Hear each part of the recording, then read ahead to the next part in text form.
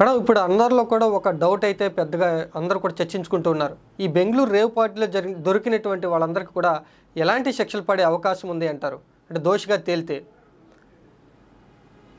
Sir ముఖ్యంగా ఈ rave party వచ్చేటప్పటికి అన్ని చోట్ల జరుగుతూ ఉందండి.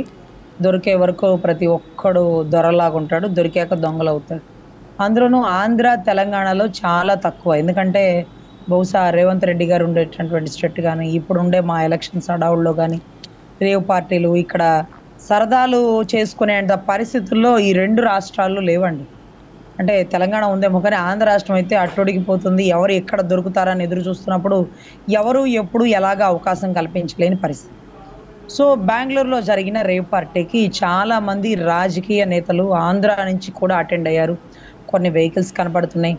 అదే రకంగా కొన్ని చోట్ల వీళ్ళేనని కూడా నిర్ధారితం అయిపోయింది. ఫర్ ఎగ్జాంపుల్ హేమ గారు కానివ్వండి, లేకపోతే శ్రీకాంత్ ఉన్నారు, జానీ మాస్టర్ ఉన్నారన్న అనుమానాలు కానివ్వండి, ఇవన్నీ కూడా నివృత్తి చేసుకోవడానికి వాళ్ళు ఒక సోషల్ మీడియాలో కొంత వీడియోలు పోస్ట్ చేశారు. అవును, మీరు అన్నట్టుగానే బ్లాక్ షర్టు టీ షర్ట్తో ఉన్న అతను నాలాగే కనిపించాడు, కానీ నేను కాదు, నేను అలాంటి పార్టీలకు వెళ్ళను, మాది చాలా ఇన్నోసెంట్ ఫ్యామిలీ, నేను ఫ్యామిలీ అందరం ఒక డీసెంట్గా ఉంటాం, వెనక ఒక ఆడపిల్ల ఉంది, నేను ఎందుకు ఈ వయసులో ఇలా చేస్తాను, అది నేను కాదు, నేను ఇంట్లో ఉన్నాను, నేను చిరంజీవి గారి మీద భక్తి శ్రద్ధలతో ఉంటాను, ఇంకోటని వాళ్ళు పెట్టారు.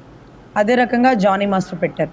కానీ హేమ గారు ఏం చేశారంటే ఇమ్మీడియట్గా పెట్టేశారు వీడియో. హేమ ఉంది అంటూ సోషల్ మీడియాలో రాగానే, అదంతా అబద్ధం, నేను మా ఇంట్లో ఉన్నాను, ఇదిగోండి మొక్కలు, చుట్టూ మొక్కల దగ్గర కూర్చోండి, నేను ఏదో గార్డెన్ చేసుకుంటుంటే ఇక్కడ సరదాగా టీ పార్టీ చేసుకుంటుంటే ఎక్కడో రేవ్ పార్టీకి నాకేం సంబంధం అంటూ ఆవిడ చక్కగా మంచి సోషల్ మీడియాలో ఒక పోస్ట్ పెట్టారు, ఒక వీడియో షేర్ చేశారు.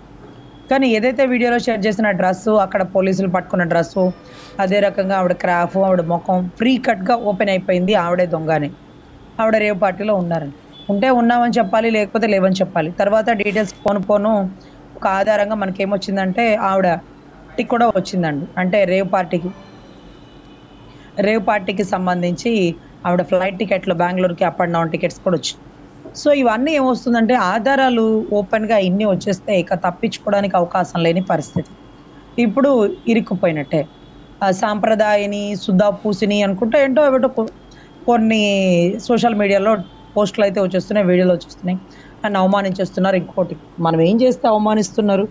ప్రజలు మనల్ని చూస్తూ ఉంటారు, మనల్ని అబ్జర్వ్ చేస్తూ ఉంటారు, మనం ఎలా తింటున్నాం, ఎలా తిరుగుతున్నాం, ఎలా డ్రెస్ వేసుకున్నాం. అర్రే, సో ఇక్కడ ఆవిడ మీద అయితే 2 కేసులు అండి.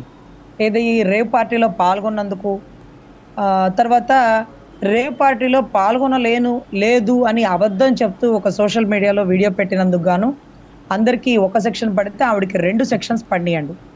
సో ఈ పడిన 2 సెక్షన్స్కి సంబంధించి కూడా ఆవిడ సమాధానం చెప్పాల్సి ఉంటుందట. అయితే మీరు అన్నట్టుగా డ్రగ్స్ అంటే నార్కోటిక్స్, ఈ డ్రగ్స్ దాంట్లో ఎవరైనా సరే శిక్షార్హులే. మీరు చిన్నపిల్లల, పెద్దవాళ్ళ, ముసలి వాళ్ళు ఇవన్నీ కాదండి. డ్రగ్ అనేది ఒక నిషేధించినటువంటి ఒక ఐటెం. దాన్ని సేవించిన వారి వయసుతో నిమిత్తం లేకుండా ప్రతి ఒక్కరూ శిక్షార్హులే. సో ఇక్కడ రేవ్ పార్టీకి సంబంధించి హేమ గారికైనా, లేకపోతే అక్కడ పార్టిసిపేట్ చేసినటువంటి ఎవరైతే ఉన్నారో మిగతా వాళ్ళకైనా, సో వీళ్ళందరూ కూడా శిక్షార్హులే. సో దీంట్లో ఇమ్మీడియట్గా బెయిల్ వచ్చే అవకాశం ఉండదు. తర్వాత డ్రగ్స్ సేవించినట్టుగా బ్లడ్లో తెలుస్తుంది. సో ఆ రక్తం శాంపిల్స్ తీసుకొని టెస్ట్ చేయాలి. ఎందుకంటే ఆ రేవ్ పార్టీలో డ్రగ్స్ యూజ్ చేశారు, కొకైన్, హెరాయిన్ లాంటివి.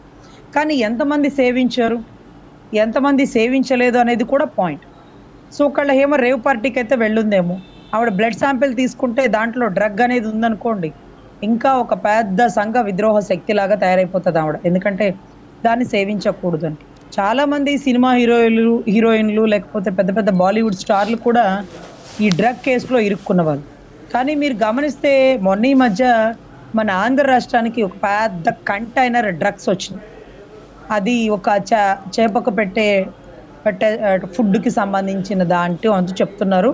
అది పోర్ట్ దాటి బయటికి రాగానే చెక్ చేస్తే ఇన్ని కిలోలు, ఇన్ని కింటాలు, ఒక పెద్ద లారీ డ్రగ్ వచ్చింది. ఆ డ్రగ్ తెప్పించింది ఎవరు, వచ్చి వాడుతుంది ఎవరు, ఎక్కడ వాడుతున్నారు, దేనికి వాడుతున్నారు, ఇవన్నీ కూడా ఇంట్రెస్టింగ్ ఫ్యాక్ట్స్ అండి. కానీ but media not share facts అనమాట. మీడియా ఏ ఫ్యాక్ట్స్ని షేర్ చేసుకోవట్లేదు. ఎనీవే, ఒక చిన్న ప్యాకెట్ డ్రగ్, ఒక చిన్న క్వాంటిటీ ఆఫ్ డ్రగ్ మన బాడీలో ఉన్నప్పటికీ మనం శిక్షార్హులే. హేమ గారు రేవ్ పార్టీలకు పార్టిసిపేట్ చేసినందుకు పావలా శిక్ష పడితే, డ్రగ్ వాడినందుకు ముప్పావలా, 2 పావలా కూడా శిక్ష పడే అవకాశం ఉంటుంది.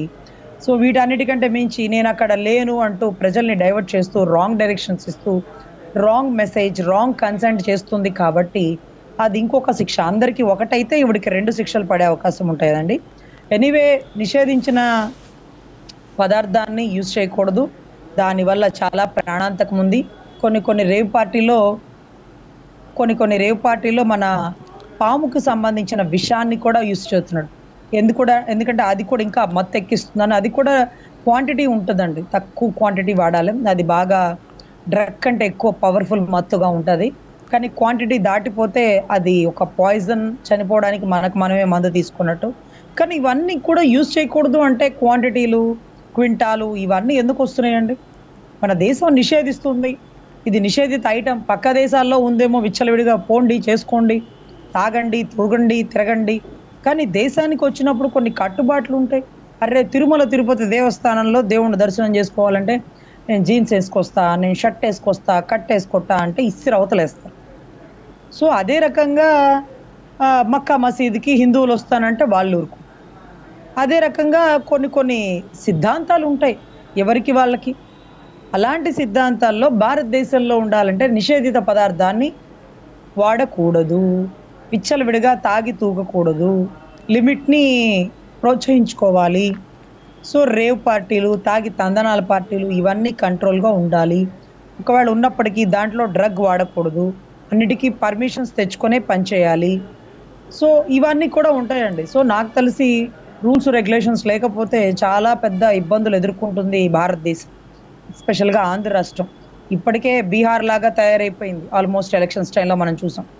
ఇక పోను ఒక గోవా లాగా విచ్చలవిడిగా డ్రగ్స్ ఇక్కడ పోతా ఉంటే ఇక సిగ్గుతో తలెత్తుకోలేము. ఇది కూడా బెంగళూరు కాబట్టి మన రాష్ట్రానికి సంబంధం లేదు కాబట్టి, ఆ రాష్ట్రానికి వెళ్ళిన వాళ్ళు మన రాష్ట్రస్తులు, మన రాష్ట్రంలో వారు కాబట్టి మనం చర్చించుకుంటున్నాం. ఇదే మన రాష్ట్రంలో చేస్తే తీవ్ర పరిణామాలు ఎదుర్కొంటారు. ఇలాంటివి ఎప్పటికీ ప్రోత్సహించం.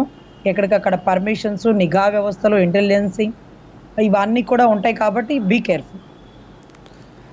Okay, thank you madam. Okay sir.